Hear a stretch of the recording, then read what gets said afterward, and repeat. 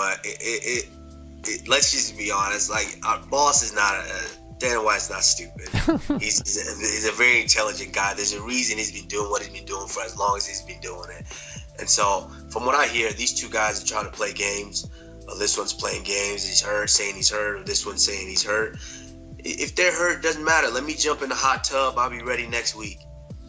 So if these guys want to play games, then and the boss wants to throw me in there, I'm ready. I got into this sport prepared to be the champion. I showed up to Dallas a couple months ago prepared to be the champion, and that nothing has changed. I'm still ready to be the champion. So whenever that opportunity calls, I'm going to be ready.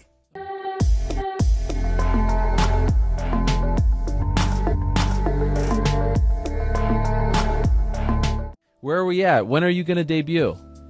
Here we go. January 26th on the heavyweight Grand Prix final card. Jake Hager will debut for the Bellator MMA. Woo! Wow, so it's official. You will debut January 26th, the Forum, Inglewood. Yes, sir. Do you have an opponent? Yes, sir. Who is that man? I'm really making you force it out of me, aren't I? I like it. I like it. J.W. Kaiser taking on, I think he's 1-1. He fought this past weekend on the Bellator card and won. So looking to come out and show that I belong here. And you will be competing as a heavyweight, correct? Yes, heavyweight. I'm about 295, 305 right now, so I got to cut some weight, but we'll get down there.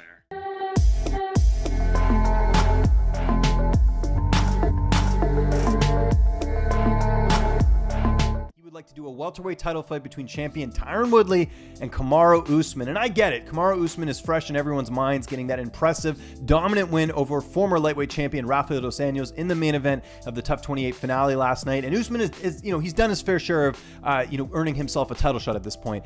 Undefeated. He's looked good in all of his fights. No one's really challenged him in any of his matchups, so Usman's certainly deserving of a title shot. But to me, you cannot pass up on a huge fight here between Tyron Woodley and Colby Covington. Look, I get it. People hate Colby Covington, but people also love Colby Covington. And whether you like him or not, his name keeps getting brought up time and time again when it comes to MMA media, and I think this is a fight you need to do next. Tyron Woodley used to train at American Top Team. There is that history there. Colby saying he got the better of Tyron in training. To me, there's so many people who hate Colby or love Colby that you need to do this fight. There's a big investment in this matchup. You also have the whole Colby Covington being a Trump supporter and everything else. There's people who hate Trump. To me, this is a fight that people will just want to tune in to see Colby lose. And on the flip side, there's people who don't like Tyron Woodley. They say he's been a boring champion, that he hasn't been exciting. So you have sort of this villain in Colby Covington coming in and, has the potential here to spoil the party. And Covington's done enough to earn himself a title shot. He also had a win over Rafael dos Anjos in his last fight where he earned the interim title. But it's a bit concerning now because they stripped Colby of the interim title this week. We noticed that now in the rankings, he does not have that IC interim champion next to his name. So it seems like they might be going in the direction of a Tyron Woodley versus Kamaru Usman. And if the boss man, Dana White, is saying this, it seems like this could be a possibility. But again, I think they are missing the boat here. Fans, MMA fans don't like using pro wrestling, analogies, but I think you have one here where you have the storyline of someone who's really hated in Colby Covington and someone in Tyron Woodley who would, people want to see him shut him up. If you have Usman and Woodley, there's no storyline there. There's no investment. I mean, yes, it's a very impressive story in terms of what Usman's been able to do in his career, being undefeated and fighting a guy like Tyron Woodley. But to me, now is not the right time to do that matchup. Give Kamaru Usman Santiago Ponzinibbio. Ponzinibbio coming off a very impressive win himself over Neil Magny. These two were supposed to fight already before that fight got scrapped. So, just reschedule this fight between Ponzinibbio and Usman. Is it fair? No. But again, you have this storyline here between Colby and Tyron Woodley. So if I'm the UFC, I'm making that matchup next. I'm not doing the Kamaru Usman Tyron Woodley fight.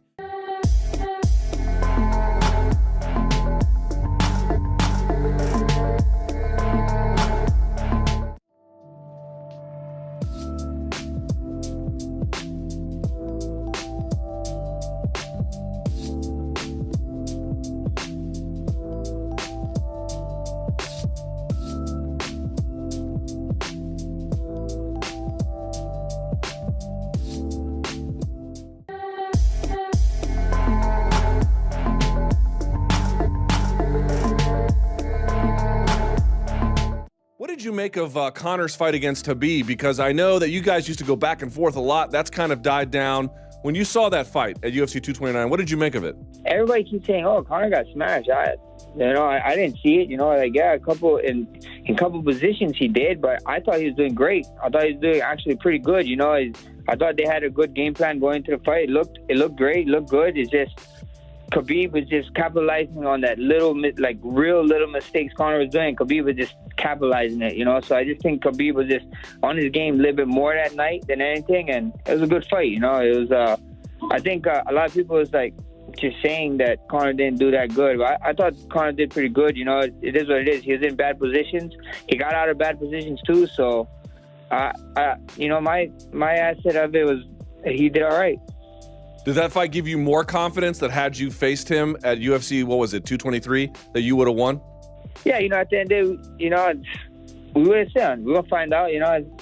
We got nothing but time too. I know they're figuring out. They got to figure out their stuff going on. So we'll see what happens. I got Brian Ortega first. That's definitely the two of them is definitely the guys that would be cool. And everybody keep talking about. So we'll see what happens. I'm a fighter. I'll fight whoever, and I'm a champion. I've been a champion, and I'm about to go out here and defend, and be a defending champion. And the next thing on my list is to be on the pound for pound list. So and that number one pound for pound. And whatever fight it is that takes me there, I'll go there. If it's going up a weight class, if it's staying here defending my belt 12 times, if it's going up 3 weight class, if I gotta go and see the baddest man on the planet, then so be it. We're gonna get it because I want that number one pound for pound spot.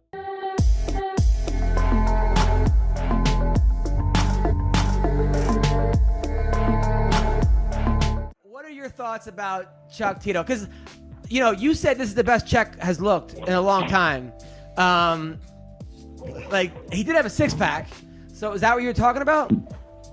Exactly. At that point when I said that, I didn't see him fight yet, like nobody else. You know what I'm saying? So, just from the appearance, looking at him, I never seen him look that well. Have you ever seen him with a 6-pack? No. Yeah. So looking at him, you know what I'm saying? He looked like he was in the best shape I've ever seen him in. Okay. Yeah, he looked good. Yeah. Now, when did you know he was in trouble? Oh man, the minute when he threw his first punch, I was like, oh man, it didn't look good because normally Chuck's whole expertise was the fact that he'd be able to go back and land the accurate punches, even backpedaling, and that's why he was so deadly because he had 2 different modes. Like he could hunt you down and find that precision shot, but if he got in trouble, or if you thought that you can, outbox him, he'll box backwards and hit you with just precision, and with some heat with it too. Mm-hmm. So that when he didn't have that, I was like, oh man, this is father time, took his toll. Yeah. No, it was one of those things. I kind of felt bad. I really felt bad for Chuck in there, but then I'm like, well, look, he signed up for it. You can't feel. It wasn't like someone dragged him in there. But here's what I think, man. I think we're all.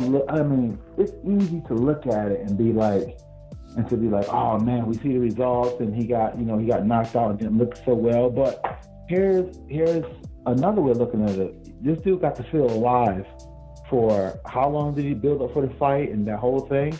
Like being able to have that and compete at the highest level just one more time, it's worth it, man. It's worth it. Even if he didn't get the results that he wanted to, I guarantee right now is the best shape that Chuck is probably going to be in for the rest of his life. You know what I'm saying? Because even if he does maintain this shape, he's still not going to be in fighting shape because he's probably not going to fight anymore. Right. So, you know what I'm saying? Like, it's, we can look at it a couple of different ways, but...